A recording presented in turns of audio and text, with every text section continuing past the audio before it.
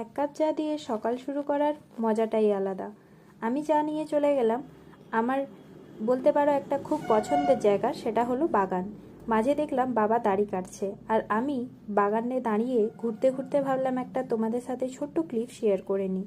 দেখো, এই যে এই ছোট ছোট গাছগুলো দেখছো, এগুলো সবই আমার বাবার লাগানো। আর প্রতিটা জিনিস অর্গ্যানিকভাবেই তৈরি করা, কারণ আমার বাবা মনে করে সার দেওয়া জিনিস নাকি স্বাস্থ্যের জন্যও ভালো না, আর নাকি তার কোনো স্বাদও থাকে না।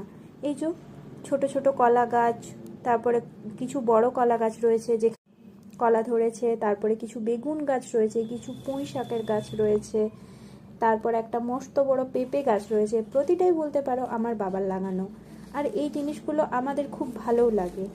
তাহলে চলো, আজকের মতো এখানেই শেষ করলাম। দেখা হচ্ছে কাল। ভালো থেকো আর সবাইকে ভালো রেখো। আজ তাহলে আসি।